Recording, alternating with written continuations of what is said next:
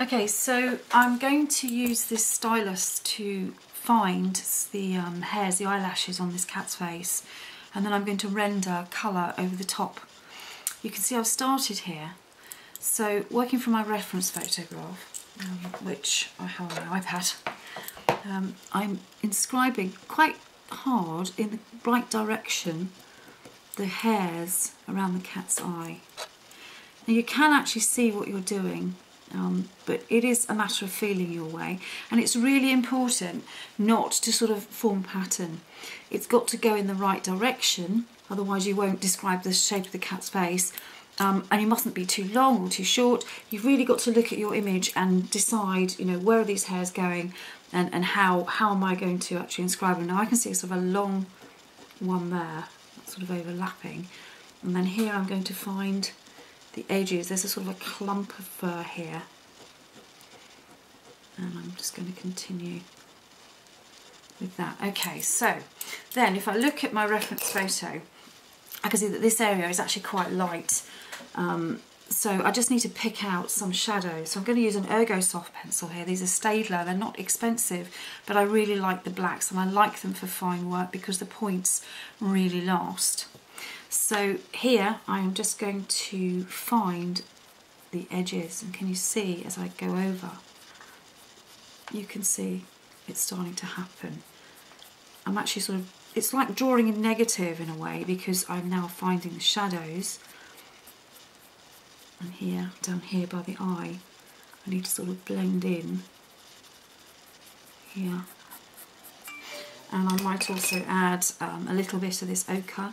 This is a Derwent Colour Soft pencil. I use lots of different kinds of pencils.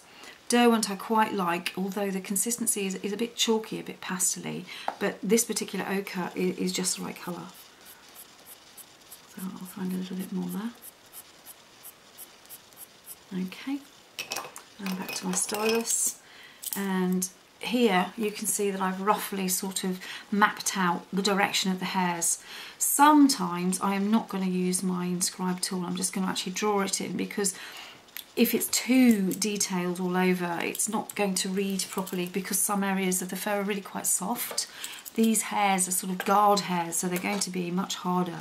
So here I'm going to add some, and these are longer. And again, I'm being very careful about the direction that I'm going in. Okay, so back to my black now. I can find it, here it is.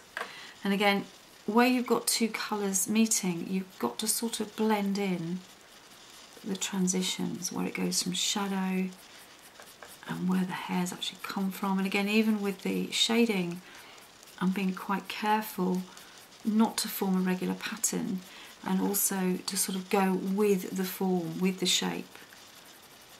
Darker here. With coloured pencils we can work in many layers to get lots of intensity of colour.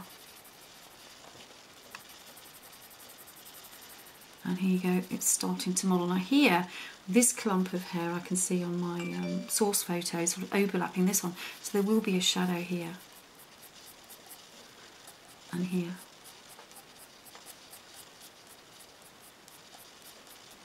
Okay, so I'm going to carry on with this eye, and in a minute I'll make another tutorial a bit further on to show you how we can finish off this drawing and maybe show you the finished example. Great, thanks.